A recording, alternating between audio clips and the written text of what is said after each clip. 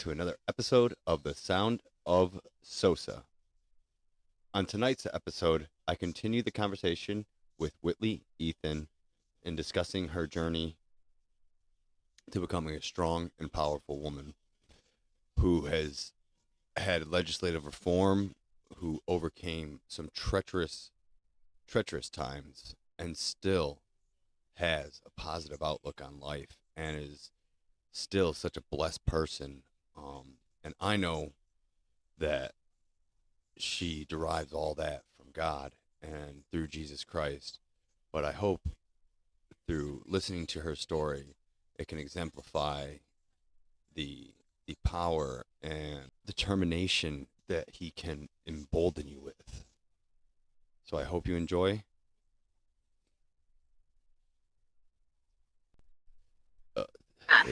Yeah. Sorry. I would Okay. say also just no, you're fine. And I'd also say like how people respond to people that go through trauma. Yes. So they are in desperate need of hope. Like, they are hanging on by a thread. How you respond to them will either send them to one side of the pendulum or the other side. And I will say that I reached out to life leaders, help, and I have text of calling into question my mental state because I was dealing with PTSD, of making fun of me, of being unkind. One of the well-known pro-life leaders, I turned to for help. I was supposed to be going to a pro-life event, and in a delicate state as is, and it was just clear that this was not going to be a safe thing to attend. Where I'd be staying wasn't safe. I'm not really in a good place to, I would say, be around, and I don't know. Yeah. Coming off of just literally weeks after I had been held hostage. And so this pro-life leader, not only did they treat me horribly, I mean, like, no wonder you're struggling. And it's like,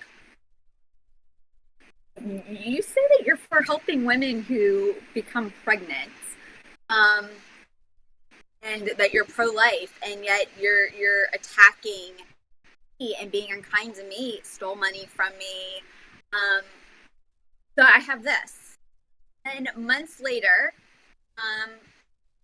of course, here's the thing. Stress really can take, your body takes a hit with stress.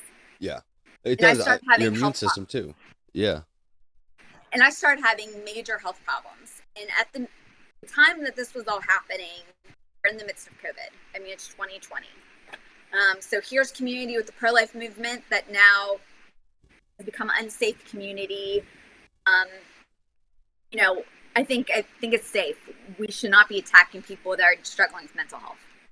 No. That's what was happening, was they were attacking me struggling with mental health because of being held hostage and repeatedly raped. Not okay. And then you weren't able to see doctors at this time unless it was an emergency because all the hospitals are bombarded with people with COVID. And so I will say this, I at this point was supposed to be getting follow-up appointments to get tested for all these STDs to see if I had them, if the medicines worked. And now I can't have any of those appointments because it's not deemed as necessary given everything that's happening with COVID and everybody having to take extra precautions. So I'm stressed, not sure if I've been exposed to STDs. And I had to call my insurance because at this point in time, you could call into your insurance and they could do a video chat. I had an issue. I said, here's my symptoms. The woman, I've never seen someone turn completely white, losing the coloring in their face. And she said, I think you have cancer. You need to go and get an appointment this month. You cannot wait. And I'm like, what are you talking about? Like, and she said, you have cancer. I said, no, I can't have cancer. And she said, you need to promise me you're going to go see a doctor this month. And I remember getting off that call and being like, I can't have anything else happening right now. This has been, the last several months have been hell. I can't have something else happening.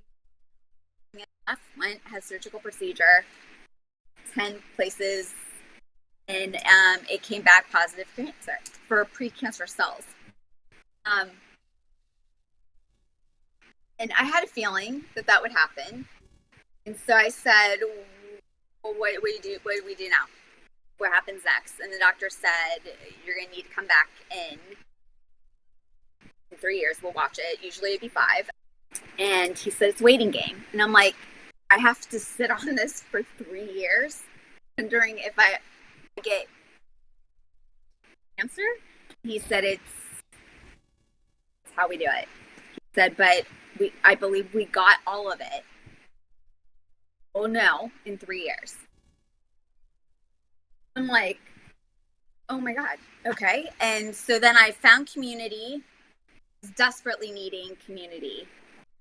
Desperately needing, no matter what I've gone through, I've always tried to pick myself back up, and I try to keep moving forward. My life be as normal as possible and just keep myself busy. Found a community, based community. It's a worldwide movement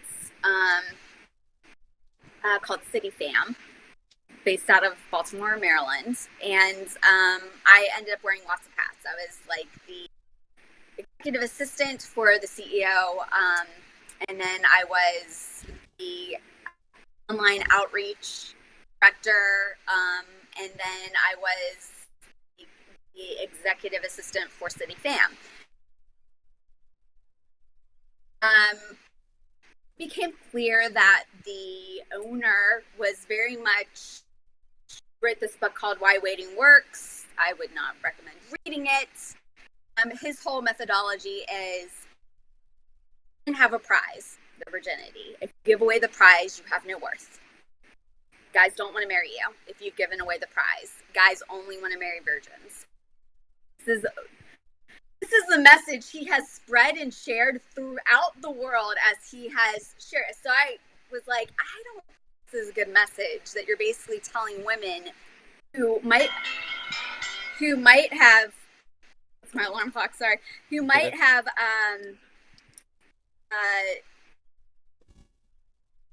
lost their virginity, lost their innocence by no fault of their own. It was stolen by some monster, abuser, and you're basically telling them you have no prize to give away and nobody's going to want you and only want to marry women. And then he would follow that up with men can sleep with as many women as they want because women don't care how many men sleep with. And basically saying that like men and women have a different standard to meet. And one of the examples he gave is women want stability and want sex. When you get married, you're signing a contract. And what this contract basically is the man's going to give you his last name and stability. You're going to give sex. He doesn't want someone who's given that away to everybody else because now nobody wants it. And I was like, oh my gosh, we cannot be spreading this message. This is so toxic and unhealthy. And I happened to be in Baltimore in 2020 for a big event we were having. COVID restrictions weren't followed, so they were exposing people to COVID by having people like this. They had this pipe. It was pipe. It was some type of pipe, smoking pipe that they had everybody sharing. And I'm like, CDC has made it really clear you have to take extra precautions if we're having an event with over 100 people. We can't be sharing a pipe. Like, this shouldn't even be here. And I was told it would be gone. He did this whole blow up, told me to leave. This is right after he got into a fight with a patron at a restaurant, so it's clear leadership isn't safe. And eventually what ended up happening was when he took me back to the airport a few days later, he was screaming, yelling at me in the car, and told me to get out of a moving vehicle. I never got paid. They owe me over $6,000. Okay, so I am dealing with financial stuff, all this stuff with counseling, all this what happened earlier in the year. Now this is happening. And again, be using someone's struggles against them. He's like, I should have known. She was struggling with PTSD and depression. She's really not someone we'd want in community anyways. And post a video slandering and defaming me as to why people shouldn't have anything to do with me because of struggles. Really, it was because of I spoke up and said leadership needs to keep people safe. Leadership, the CEO, should not be getting into fights with people in a restaurant where there's elderly women with their grandchildren, and like we need, if we're Christian, we need to be doing better. It is illegal in the state of Maryland to withhold someone's paycheck. So they are not in compliance with the law. Notified the board.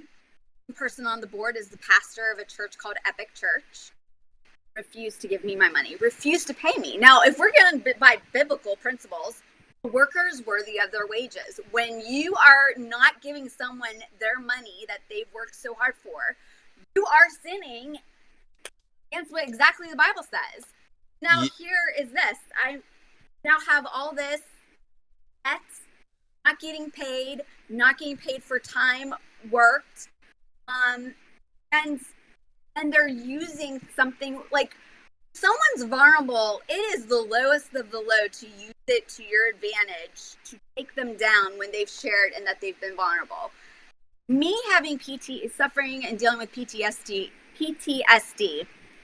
anxiety, whatever, is not sufficient for you to use it to try to paint me in a way because I called you out and said I get paid for the hours I worked when I was working 80-hour week, working Monday through Sunday.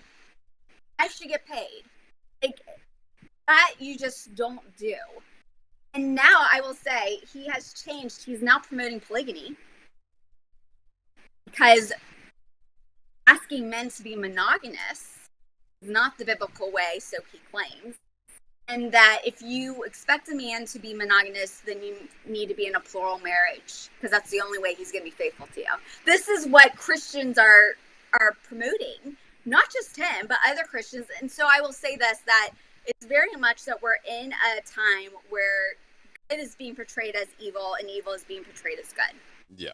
Because it's very clear in the Bible where God's Adam, wife, he didn't give him many, plural wives, he gave him one. And he said, husband, singular, wife, singular, are supposed to leave and cleave to all these different women. There's even women speaking out against what's been now being promoted. So, like, it was definitely a God thing, me being removed from this. But again, in a very hard year, not something I needed. Not something, and it reflected really bad on Christianity. And I will say, my faith has been tested.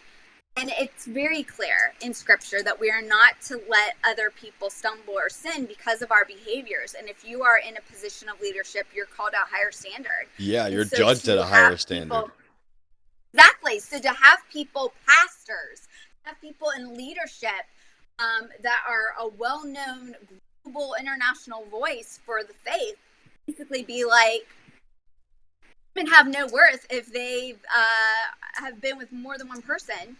It's not their husband. You have no worth. That is not at all what God says in the Bible. He talks about us being are worth being compared to precious gems. Yes. We are worth more than rubies. We It all doesn't come have, down yeah. to We all that. we all have a part of God in us. And Mm-hmm. actually the message of my church sermon on Sunday was, well, part of it, is, and I struggle with this. I can wholeheartedly admit that, is love. If you sin against another, you sin against God. And when I say I have trouble with this, let me be very clear with that. I'm not trying to sin against God. That's not the trouble I have. The trouble I have is treating everyone with the same exact respect I would give to God. I struggle with that on a daily basis, but I do treat everyone the same no matter how they treat me. I do that. And so I just need to take it a little bit further. And it took me a little bit to get to that even, but that was my first step. My next step is to treat everyone is to try to treat everyone as if I'm speaking to God. And that tells you so much. It tells you that every person has purpose. That tells you that every person God could be using that person to speak to you, because your relationship with that person could be the exact thing that God needs to get that message through to you, because that's the only relationship that you have of that nature that will get that message to you. You know what I mean? And so it's like, I always try to listen to everybody. And I'm a I can focus on like a couple different things at a time sometimes. So like, I can work and hold a full-fledged conversation at the same time, and like I can listen to two people at once. Just, I think that's from bartending, honestly. But and so sometimes people think I'm not listening. I'm like, no, I'm listening very intently, because I do believe what you're saying will have value. Maybe not everything you're saying is gonna have value to me, but I do believe I will pull out what God wants me to hear, or I will listen to what God wants me to listen to and hear the rest. I'll comprehend everything, but what I listen to will be the choice of God, I guess, is what I'm saying. And what I'm saying is, with God breathing breath into each one of us, that's exactly what He did. And so that is saying that there's a part of Him in us. So we need to treat everyone with that way. And it disgusts me, like, back to the whitewashed Christian thing. That's what those people are. I hate to even say the word Christian when speaking about them. I wish there was a word we can make to call them, because they don't deserve to even have that Counterfeit. title. There you go. Yeah, we'll just call them counterfeits from now on, because I hate you. Every time you said you called them Christians, I was like, oh, I got it. Give me a different word for them. But yeah, counterfeits. That's exactly what they are. They're not Christians. They're people who, they're of the weakest of the weak, because they go into somewhere where everyone is accepted, which they had nothing to do to get into there, and they masquerade around to take advantage of people who need it the most, and they will be judged the hardest, and they will have their time in front of God. And when God judges us equally in front of Him, I hope they have reckoned with what they have done, because you like like you said, they're held to a higher standard, and God already has a high enough standard. That's what scares me about leading my church when I open it, because I'll lead it at first. And that's why I kind of want to, my pastor always says, you don't have to, you can't work on God. God works on you. So you don't need to actively try to change yourself. If you walk with God, you will change. And I've seen that. I've seen myself, like I grew up in warehousing. Like I managed warehouses, and like I've always worked in them. Um, and so like I was the youngest one always there, so I grew up with a sailor's mouth pretty much. And so like one thing I've wanted to get away from was cussing. And it's weird, because like I've always kind of substituted things out. That's what worked for me. Like instead of the son of a bee, I say son of a blueberry biscuit. And yeah, there's just a bunch of little things like that. And I then guess. all of a sudden I started using things that I never used before, like Mother Mary and Joseph. I started saying that, and now I still say the other one sometimes on accident. I'm not gonna say I don't. But like I'll just say what the f, and I never have said that before in my life, and then it all of a sudden came to my vocabulary, and it's like that's him. That's him right there saying, "Here you go. This is what you wanted. You're gonna get it. You're doing what you should be." So, um, yeah, no, there's just a lot of different things that it really disgusts me when people try to manipulate faith, and or and I guess I'm guilty of not practicing always what I preach to, but I think it's impossible to not be. And like you said, when you see people not following faith, it's our responsibility to remind them of their faith, not to judge them, not to try and pull the speck out of their eye while we have a log in our own. But it's just to remind them of the way of God, and God will do the rest. But we do have the obligation to protect others from them. And Oh, absolutely. Yeah, and I think also that you see it a lot in the Christian community.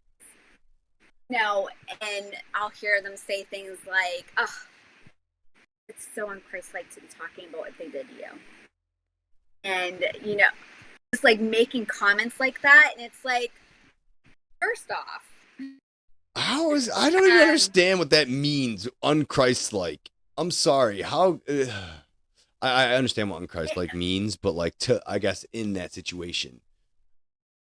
I think throughout, especially the last 4 years, it's become so clear. Like, I expect a certain level of behavior from people who don't claim to be Christians. Yeah. When they do stuff, it's like, makes sense. But when that same level of behavior is coming from people proclaiming to be Christians, like, I mean, locker room talk. I don't think it should exist. It's very dehumanizing, demeaning towards women. Yes. That you can put men in a room, Christians and non-Christians, and they'll all talk the same. And that's very discouraging when, as a woman, you're being told Christian men will bear different fruits. You need to look for a Christian guy. And it's like, oh, okay. But if you put them in the same room together and they're all talking about a woman in a very actually objectifying way, how are they any different? They're not, no. Yeah. Right. And so that can be really confusing when you're looking at brothers in Christ, thinking that, okay, that's the example you're wanting to look for. That's like the standard, and they're no different. So in this situation, like where I see people saying, see, but you're sinning, you're bringing up what they did to you. And it's like, that's not a sin. You're bringing up how people have abused you, mistreated you, and something that needs to be exposed. That's not sin. That's a warning to let other people know they're not safe. They're not bearing the good fruit. Or I'll hear people say, no, the reason this is all happening to you is you're not reading the Bible enough. You haven't prayed enough, and clearly you have sin in your life. And it's like, I'm going to talk about my sin. Let's talk about their sin. So if I have all this sin in my life, and this is why this is happening to me, why are things working out for them? Why don't we talk about what they're doing? So clearly this isn't the case. That is not about sin in my life, because they seem to be getting off scot-free. Nothing's happening to them. Things like that are so insensitive, where scripture's being taken and being twisted, causing so much harm. And I think it hits harder when you see someone portraying themselves as a Christian. I'm for all women. I'm for advocating for women that have been abused. And then they participate in someone abusing you. It's like, then you're not for all women. Yeah, no. Now you just speaking out both sides of your mouth, and it hurts more. And so I will say, at the end of 2020, I was broken. I was so wounded. I'm carrying this pretty deep secret. I'm not even acknowledging that I've had a miscarriage, because I mentally and emotionally can't. I just couldn't do it. And now I have all these Christians, people claiming to be Christians, the counterfeits, that are basically using something horrific I went through, shame me and make me out to be a villain. And no, that's not okay. I worked, you should pay me. Yeah. That doesn't give you my struggle with mental health because of being raped and held hostage. That doesn't give you the right to use that against me in any way, and to try to use it and hate me in a certain way. Like, that is the lowest of the lows. So I didn't have a lot of faith in 2021. Wasn't even looking forward to the new year because I'm thinking, I don't even want to know what happens this year. But COVID was on the rise, and all of a sudden, news reports, sexual assaults on the rise. I realized I might have to do something I really don't want to do, and I might have to officially turn him in because the police had everything. It was just done anonymously because I knew wasn't in a good place going and taking the stand and being annihilated. I wasn't sure how I'd survive that or make it through that. I officially went and turned him into his companies because he is an insurance broker. He was working for major corporations with a lot of money. Integrity Marketing, that's based out of Texas, and NASB, based out of Georgia, which is North American Senior Benefits, where he is licensed across 12 states throughout the nation and goes into people's homes, meeting their families. Now, since we had met on a dating site, I knew this was going to be this perfect setup for this crime to happen again. He could go into different states on a dating site, meet someone, and do the same thing to them. So I came forward. At first, they seemed very interested in knowing what happened because their company events where they have we're gonna have like this company like get together, connect with everybody. What they would do would be going to Florida or Mexico while everybody's drinking and in bathing suits, or they would be shooting guns. And I'm thinking, someone who has held someone hostage and has pictures all over the internet manipulating AR-15s probably shouldn't be at these events, or where girls that they work with are in bathing suits and there's drinking. So I went to HR and said, "Well, we'll have you speak to the executive team. Like this is bad." Never heard from them again. I had to call them. And they said, "Listen, we realized you're an advocate." And I'm like, "Yes, I am. So we're not investigating him. We've investigated you. We're not reporting him. We're not going to do anything about it." And I'm like, I don't understand that. And they're like, "Yeah, so, I mean, like, if it really happened, you'd go to the police." I said, "The police have everything." And I said, "You clearly don't understand how our system is. It's an automatic he said, she said, and actually puts a target on the victim rather than helping them." And at that point, the month, I got served the lawsuit by my rapist. Naming him, I turned him in. And this is what's become known as a she said, he sued, because it's what's been happening ever since the Me Too movement. When we had the huge victory in 2017, the news reporters haven't reported is that all the abusers started coming forward and suing their victims. When you're in a lawsuit being sued, it's a civil case, not a criminal case. And victims don't have pro se attorneys because they only help in criminal cases. And now you're listed as the defendant, even though you're the abused victim. Yeah. You have no rights, no power. And these people, usually, the abusers, have lots of money and know a lot of people. So I was being sued. And the company that served me was an investigative company that is made up of former military and police officers. Gave my rapist my address and the address of those closest he didn't have before. So I was forced to file bankruptcy because I was being sued for over $100,000.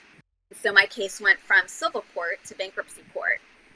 And my attorney was like, "I'm not dealing with rape cases. So this is strictly bankruptcy." I said, "But they need to know why I'm filing bankruptcy, that I've been sued, and why I've been sued." So it really didn't come up. There was a hearing. I didn't have to attend the hearing. And then in December of 2021, which, by the way, my attorney advised me do not go to the police and file an official order. I ignored her and went to the police in November of 2021. December 2021, I won my case in bankruptcy court. but he had 3 appeals.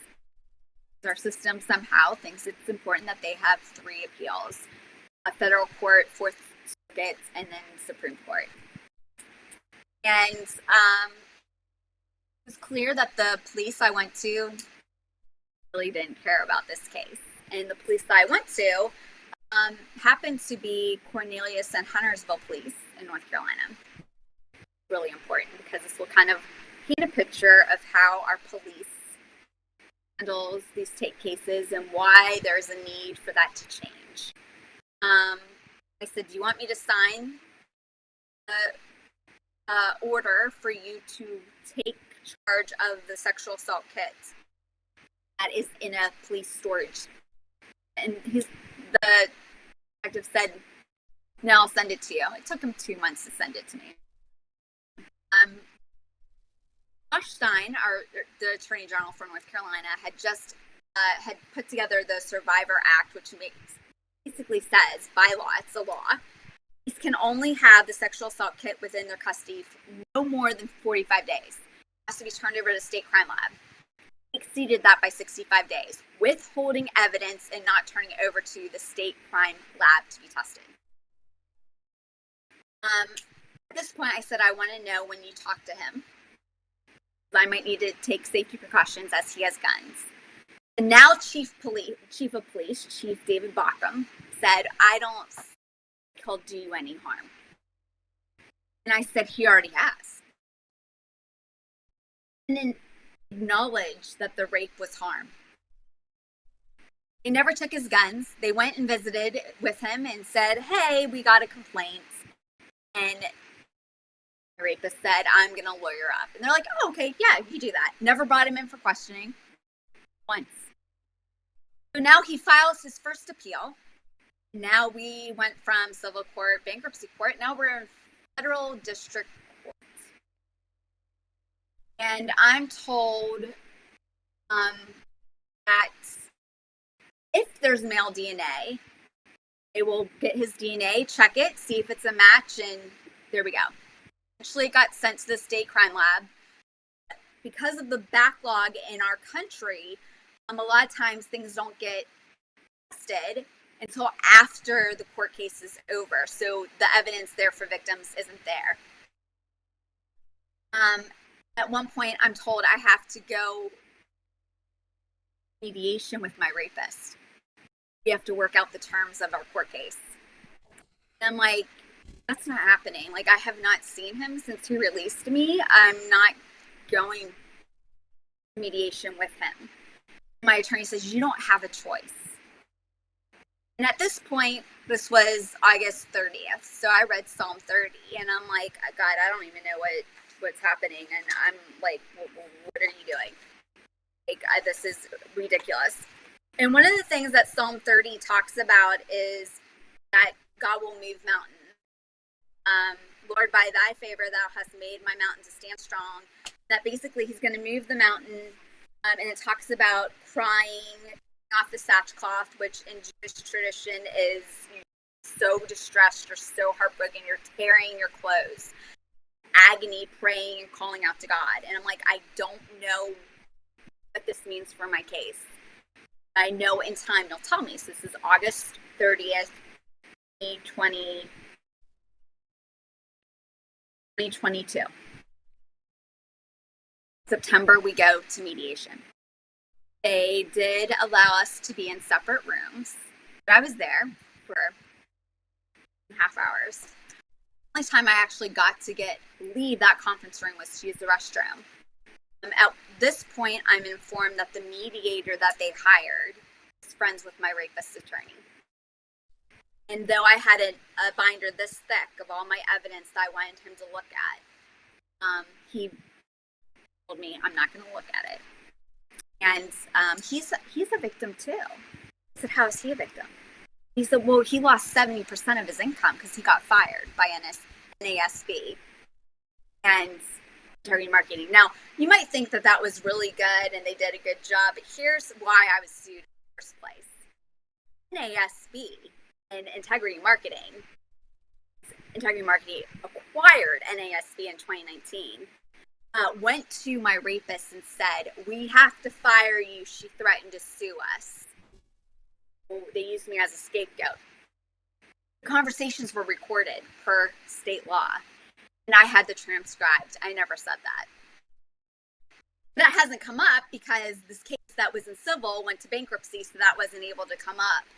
So the lawsuit was because of NASB and integrity marketing lying that caused the lawsuit to begin with. And which, by the way, my rapist said in the lawsuit, I know she's a victim advocate, but I want the judge to make an example out of her so that nobody else can come forward and cry rape. Okay, can we think about what precedent that would be setting if he had won that case? Yeah. Nobody could come forward and turn anyone in. Here I am, per se, federal district court, and I'm basically told you need to sign this, and here's what he's asking. You don't ever get to say January 6th of when this happened. You don't ever get to say his name. You can't say what he did. And he doesn't want you to ever mention the Cornelius Police Department. And I thought, well, that's interesting. Why would he care about me mentioning the police? It doesn't automatically, which, by the way, the police at this point have put that the suspect in 11A rape. 11A rape is the most extreme form of rape in North Carolina. If you are convicted of that, you can't even have a child in your home. I mean, like, it is, like it's the most severe. And that's what they put him down for doing to me. So I had to sign something saying I would never mention Cornelius Police. Also, he had in there that if the police don't help me, I can't go to anybody else for help. If I do, I have to pay all of his hundreds of thousands of dollars of legal fees and publicly recant raping me. I was told if I didn't sign it, he was going to come after my family. And that they would go back to the judge and let the judge know that I was not cooperative and I'd lose my case. I'd have to pay $100,000. And then the mediator told me that even if he admitted to raping me, he would not turn him in. Anything said there's protected. And that he said, I could have someone admit to murdering. I'm not going to turn them into the police. And I'm like, that is so unbelievably wrong. Like, no, like, that's not okay. So, sobbing. Because the mediator said, if you know what's good for you, you'll sign that. I was forced to sign it under duress. I didn't have a victim advocate with me. I didn't have anybody really with me to make sure that my rights were protected. The very next day I said, I should have had someone there. This was wrong. I signed it under duress. Do not submit it. Very interesting. Anyone could have submitted this to the courts. The mediator, his attorneys, which he had more than one. In this case, he had like 3. My attorney. Nobody submitted it. Nobody submitted it. I mean, this just shows that God was at work. And I will say, like, I felt God there when all this was happening of being held hostage. But after, when I was sued, I felt distance from God. I didn't understand what he was allowing this. And I know God can move mountains. And I'm like, why are you allowing this? I'm really confused. So at this point, right after this settlement agreement was signed, the police basically said, we're not doing anything more. And they kind of like, well, see who you can go to, because you really can't go to anyone, can you? And it was like, oh my gosh. They knew about it. How did you know that? Did, because they were clearly working together, him and my rapist, like them and my rapist. And so it was very clear who's protecting them. I then I called 100 attorneys, because at this point, my attorney has now dropped me as a client because I won't let her submit the settlement agreement. She now starts working with his attorney. I'm now pro se in federal district court. I called over 100 attorneys, and one attorney said, we kind of have a saying. The saying is, whatever you do, don't go to federal district courts. Like, attorneys don't want to go. And this one attorney said, and you're pro se, are screwed. You're going to lose. Like, well, thanks. That was really not helpful. And when they said, well, what about your other attorney? I told them what happened. They said, it could be disbarred. And I said, I'm sure all of them could be disbarred based on what they did. Yeah. I found a male attorney who works with victims. And he said, so explain to me, what's the difference between rape and sex? And I said, consent. And he said, there's no difference. And I said, oh my God, yes, there is. And he said, you were wearing knee-high boots that night, knee-high boots over my jeans. And I said, yes. He said, a woman wearing knee-high boots is sending a message to men to come and get it, basically asking for sex. I said, no, we're not. It shouldn't be about what we're wearing. And second, it wasn't sex, it was rape. And at one point he had said, I have a friend at the DOJ. Let's see about getting your kit expedited. Why don't you send me documents from the hospital, the medical records of what happened? I sent them to him. Again, when you are in such a vulnerable state, it's really hard to know who to trust, and sometimes you end up trusting the wrong person. Sometimes you don't have a choice in who you're able to trust because there's not a lot of help.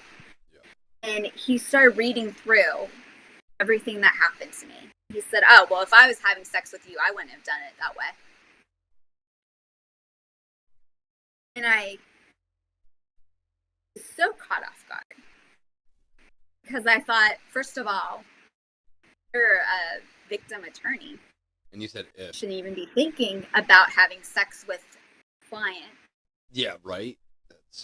And second, it wasn't sex. It was rape. Well, and the fact that he said if, too. You know what I mean? Like, that's another huge part. It's like, what do you mean if? Like, I'm telling you, this is... sorry. So, I was then told he's bad, like, ties. And that December, I had to file 5 motions by myself pro se within a 2-week time. At one point, I begged for either legal fees to be covered by my rapist or for a court-appointed attorney because as a listed defendant, I should be given an attorney. The judge came back and asked my former attorney, who's now working with his attorney, do you think she should pay for her attorney fees or she should be given an attorney? And my former attorney said, no, I don't think she should. An attorney, I don't think he should pay.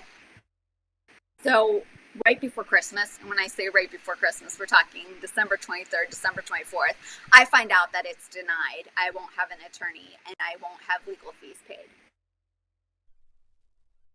All because my former attorney said, no, I don't think the rapist should pay anything.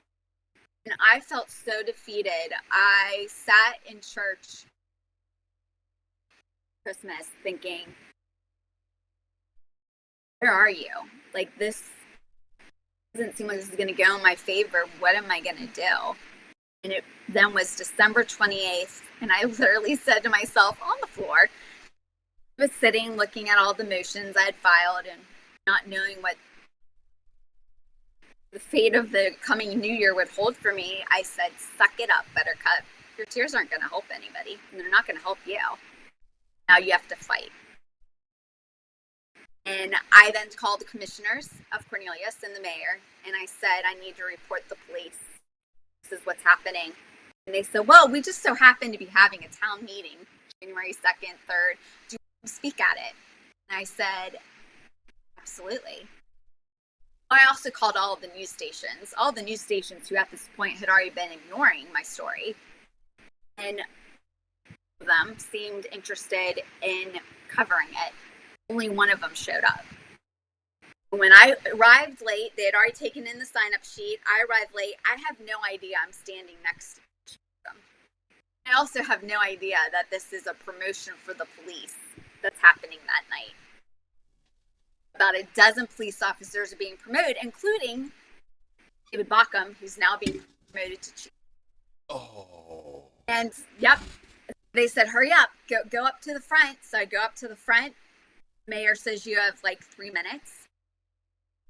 Starts. And all of a sudden the news comes up to the front, camera in my face, and I plead with them for help and tell them what happened. Which the mayor says, well, I'm sure you can understand this is an active case. So there's nothing we're going to do about it. You're dismissed.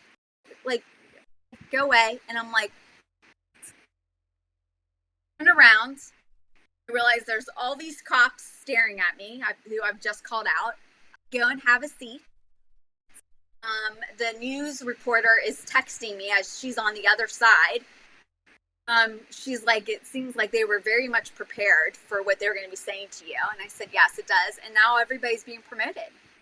Nobody would talk with her, not even the mayor's office. And the case, because this is January, I'm still not allowed to say Cornelius Police. I'm not allowed to say any of that. They have me stand on the town hall steps with the Cornelius Police Department behind me. I didn't have to say it, but it was posted there as the news reporter said it. And I was able to tell my story. It was the top story at 11 o'clock. Tonight, a North Carolina woman says that she cannot bring her abuser to justice because her own kid is held up in the state's on the news that night. My sexual assault kit that was on backlog was tested within 20 days. They found male DNA. Male DNA they didn't expect to find. Why did they? Because he forced me. Sorry, it makes me so upset that it took all of that for you to get what you deserve. Like, that should have been done when you walk through the door. Oh man, it's like, and you know, when I hear your story, all I think about is Job, the story of Job, how he had everything, and you know, the devil approached and said, you know, oh, of course he follows you. You give him everything. You know, let me take away everything. He says you can take away everything, but you cannot take his life, and you cannot hurt him or bring harm to him. And he takes everything but his wife, and then eventually says, oh, well, he still has his health. Of course he's going to say faith with it. Okay, well, you can take his health too. And even and then, you know, he had people approach him who said, oh, it must be something you're doing. And I know you mentioned that earlier. You had people telling you like, oh no, you're not praying enough, you know, like, oh, hold on. Oh, what? No, that's not how God works. Sorry, that's not how God works. And so, like, I feel like your story aligns very, very well with Job's. And like I said, you know, even in those hard times, I can't think of one person who I could say they wholeheartedly, I know that their faith wouldn't waver. And, you know, I'm so glad you're here now to be able to talk about it. And I'm so glad that you've persevered. You know, obviously we still are in the infantile of your story. So, I won't go too far past that, but, you know, yeah, no, you can go ahead and keep going. I have so much to say, but I don't want to take you off track. Is your story means so much more. Thank you. And at this point, I had also called all the 12 licensing boards in the 12 states he's licensed in which they made it very clear we can't do anything legally unless he's charged. And even the court had said, the federal district court had said, if the police charge him, it will help your case. And so I went to Chief Baucom and I said, why won't you bring him in? Well, he lawyered up. Okay, there's been lots of people that lawyer up. You still bring them in for questioning. You haven't even questioned him once.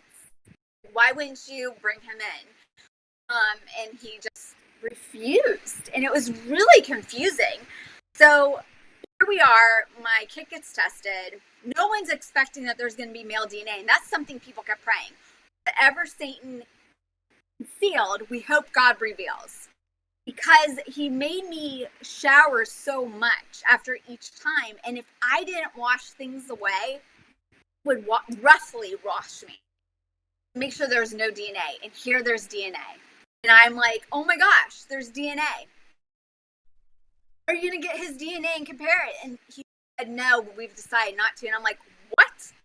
You made it very clear. If there was male DNA, you would be bringing his DNA and comparing.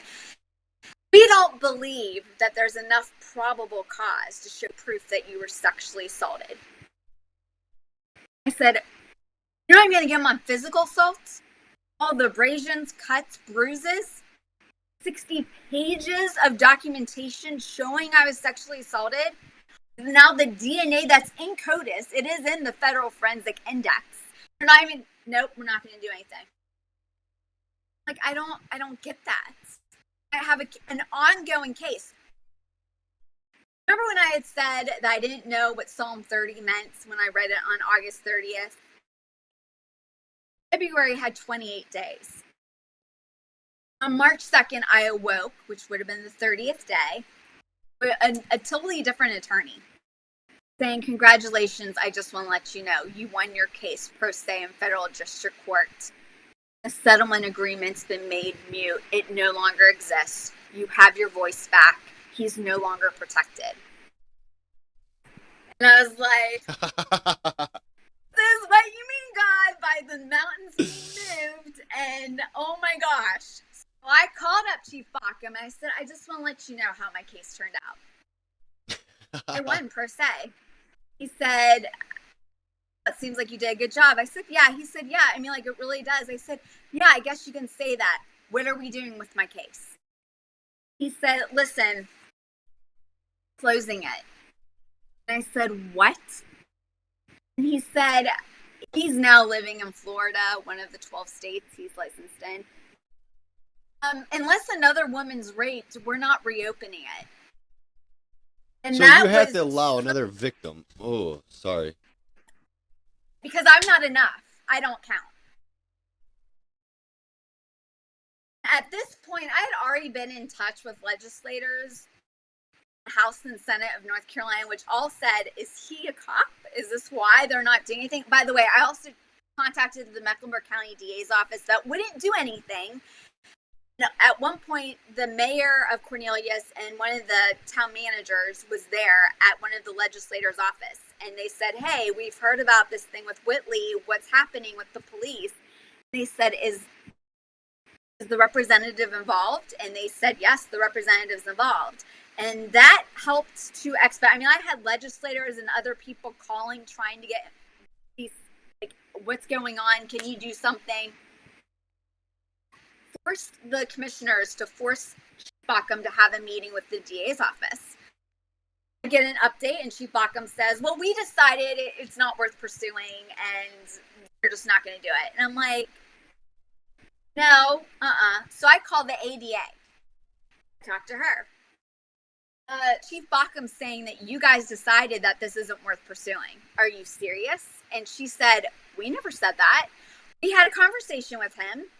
Basically had your file. He said, can we have the case? And he said, no, I'm not giving it to you. And unless he gives it to us, we can't take it. I said, this is so messed up. You should take this case, which they refused. That's so like a big hole in the system. Right, huge hole. Now, and if you look at all the reports of the Mecklenburg County DA's office of people complaining, other victims saying, I'm not getting justice, I've been ignored, I can't get in touch with anyone. I had 3 separate victims. 2 of the victims don't even live in North Carolina that were raped when they were visiting and saying, can you help us? We saw your story on the news. We need help. The police won't do anything. And it wasn't just Cornelius. It was also Mecklenburg County Police. And I said, until I get some traction, I can't help anybody. I'm working really hard to try to make sure that I can help you guys. I can't right now. It's just egregious that it's numerous, man. Wow. And so here we are with my case, and I kept being told by people at the DOJ, by legislators, write a bill. And I'm like, I don't know how to write a bill. I don't know how to write a bill. So I just write down everything. I wrote down every offense, grievance, injustice. I just wrote down a timeline of everything that happened to me. And I started sending it around. And they're like, wow, like, who wrote this bill? And I'm like, I did. Who wrote the bill? And I'm like, yeah, I mean, I don't know how to write a bill. And they're like, I thought you had someone write this. It's really well written. And today, legislators are working with me on my bill that will be being introduced at the next session in 2025 to be voted on to see if my bill becomes law that would protect the rights of victims and survivors of sexual assault. It It would hold perpetrators accountable, and it would be also making sure that the police do their job. So there's no negligence, and that if there is, there will be consequences, because they shouldn't have withheld evidence like they did in my case. They broke the law. Also, since this time, all of the kits, there was 15,000 kits on backlog. So the fact that mine was expedited within 20 days was amazing. And it should have been still on backlog by a few years. All over 15,000 were tested. Everybody's reported, oh, justice for victims. It's not justice. We're just tested. Nobody's DNA is being brought in and compared.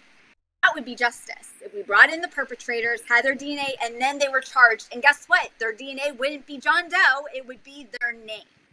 That would be justice. And that's what I'm also trying to work on. With me winning my case, per se, he gave up his final 2 appeals. Case is over. Didn't file it to the 4th Circuit. He didn't file it to the Supreme Court. And in my case, when I won, the judge called him out for being a liar. And I actually owed my attorney thousands of dollars. And she said, I'll just put it off, that you don't owe me anything. And I'm thinking, that's the least you can do, since you then worked against me. Because there was a lot of times when I would be filing things and they would be filing joint statements. I had no idea that they were filing against what I was filing. And just, she refused to follow the law of what even the judge and the judge's judicial assistant was telling her to do.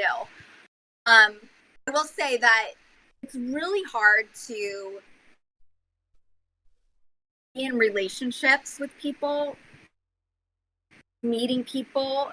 My story's been made public, so it's kind of a thing of, you either hear my story from me or you read about it when meeting people. And in the midst of all this that was happening, I met a guy, named to be a Christian. He knew a lot of the same people. Everybody claimed he had this anointing because he's so talented with his music and whatnot.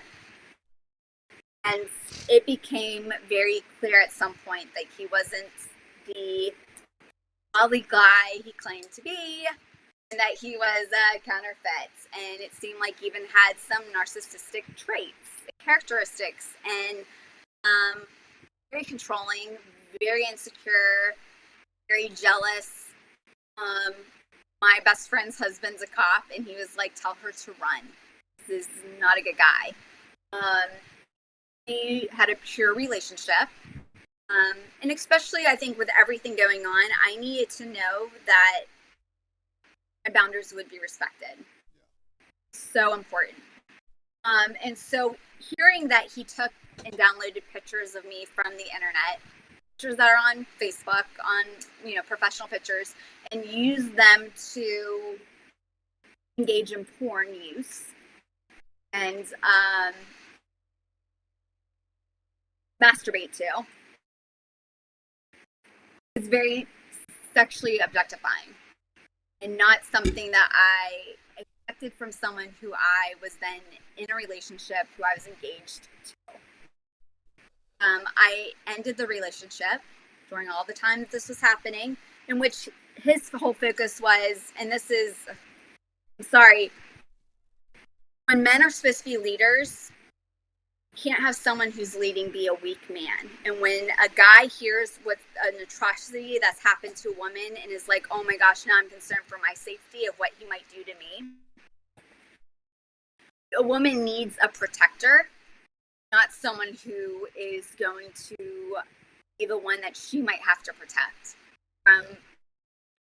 That's not the role we're meant to fill. And it just became very clear that he just wasn't this guy that he portrayed himself to be. He was very much into perception. And it was clear that a lot of even his pictures he posted, he, as a graphic designer, he would graphically alter, which was so different from how he looked on Zoom when I would see him. And so it just, I just didn't know who I was dating, but he was really not a safe person. And he even wrote a screenplay where he kills off his ex-wife, his first ex-wife. And so we broke up. He went to people during our breakup, but City Fam, pro-life leaders that I'd worked with because I was a pro-life leader, and slandered and defamed me. They in turn participated in slander and the defamation of me, which a lot of people don't realize is a form of emotional abuse. I didn't know about this until we got back together. He's like, oh gosh, yeah, that was a lot worse than I thought. He made them question my mental state because I'm dealing with PTSD and depression. It seems to be seems to be where Christians want to go, or even non-Christians, of an attack. Let's attack your mental state. Make everybody think that you're crazy and the villain, even though you're the one being abused. And so then I finally ended it. And he ended up costing me personal and professional relationships and opportunities. And so finally I spoke up. And I started sharing screenshots to protect and defend my reputation. And so February of last year. As you can see, this discussion can evoke many emotions. And I feel grateful and blessed to be able to share these life-changing events with you. I know for me, this discussion has strengthened and grown my faith. But even if you are not religious or of another religion, I hope you can see how justice can prevail, and even in the darkest times. So I hope to see you back next week for another episode of The Sound of Sosa. Thank you, folks, and have a great night.